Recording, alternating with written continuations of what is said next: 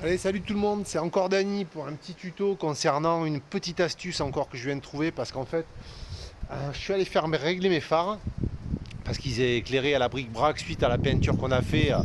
On a dû démonter les phares à l'avant, là. On avait fait une peinture Raptor, on a dû démonter les phares à l'avant et en fait, je me suis rendu compte que l'ancien propriétaire avait bidouillé l'ensemble et c'était quasiment impossible de les refaire parce que les pas de vis qui maintiennent les petites vis de butée, et ben en fait ils étaient bousillés, il avait mis des vis, des rondelles, des machins et du coup ça allait pas du tout. Et franchement moi j'aime pas ce genre de truc, je veux que ce soit toujours au top, aux petits oignons. Donc on parle bien ici des vis de réglage qui permettent de régler là, là et celle du bas. Donc tout ça déjà je l'ai changé, vous allez voir, ça c'est j'ai refait une pièce et là c'était bon, mais c'était surtout ici en fait le problème. Voilà. Là je vous montre ce qu'il avait fait. Une grande tige, une longue tige, et en fait il avait viré le coulissant qui est ici, et du coup quand je serre ici c'est celle de derrière qui se dévisse, on est obligé de maintenir le machin. Enfin, c'était pas du tout bon ce concept, et de plus ici vous voyez il y avait une vis de réglage, et en fait le pas de vis ici il est encore bon, vous voyez ici on voit la vis qui est pris dessus, et encore celui-là il est bon, donc je peux visser dévisser, mais ici je pouvais plus. Voyez. Donc ce que j'ai fait, j'ai utilisé un petit insert comme ça en métal qui normalement est fait pour la tôle. Donc il faut percer à 8 et après j'ai fini à la lime parce que si je perce à 8,5, eh ben, il rentre mais j'ai du jeu, et moi je veux pas qu'il ait de jeu, je veux juste qu'il rentre pile poil.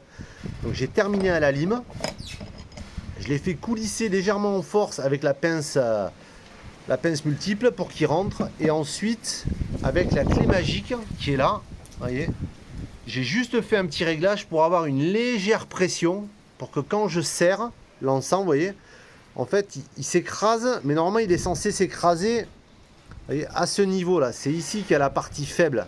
Le problème c'est que là c'était trop épais, donc du coup moi ce que je voulais c'était juste l'écraser assez pour qu'il prenne l'espace, mais pas trop, sinon il va me péter la patte ici là, vous voyez, ça va casser. Et comme sur le machin il y a un petit cran ici, vous voyez, c'est un petit peu cranté parce que c'est cette partie là qui est censée s'écraser, et si on la met ici, vous voyez, on voit bien qu'elle ressort pas. Pour qu'elle s'écrase il faudrait qu'elle ressorte ici, vous voyez, là elle s'écraserait bien, mais là c'est pas possible. Donc du coup j'ai juste serti comme il faut, j'ai contrôlé et vérifié, mais comme il n'y a pas trop de jeu là-dessus, ben, ça pose pas de problème. Et je ne l'ai pas mis dans ce sens. Attendez, je vais faire une boulette là. Dans ce sens-là, puisqu'en fait, le but c'est qu'ils tiennent bien, quoi, et que j'ai ma butée à l'arrière et que j'ai ma vis qui puisse régler le système sans que j'ai cette partie-là qui vienne me gêner derrière. Voilà.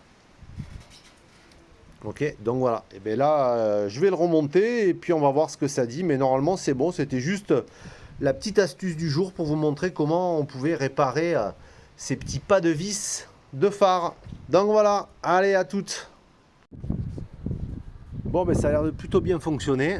J'ai tout remis en place. Et là, vous voyez, voilà, il est un peu large ce tournevis, mais au moins là, je peux visser et dévisser. Hop, il faut que j'y vois bien là. Voilà. Ouais, là ça marche bien, ça rentre et ça sort. Au moins j'ai un bon pas de vis et ça m'a évité de faire des bricoles là, tout le long. Et en bas, pareil, vous voyez, il y est, je peux le visser et dérouler là. Voilà, ça marche nickel, nickel, nickel. Je suis trop content. Voilà, ça c'est du bon bricolage. Voilà. Ça, si vous en avez besoin, j'en ai fait en impression 3D hein, de secours parce que bon, moi j'en avais en stock, j'ai remis les origines, mais on peut en trouver en 3D. Voilà. Et puis si vous voulez des infos sur l'intercolleur, hein, il y a la petite vidéo qui va bien. Allez, sur ce, à plus. Ciao.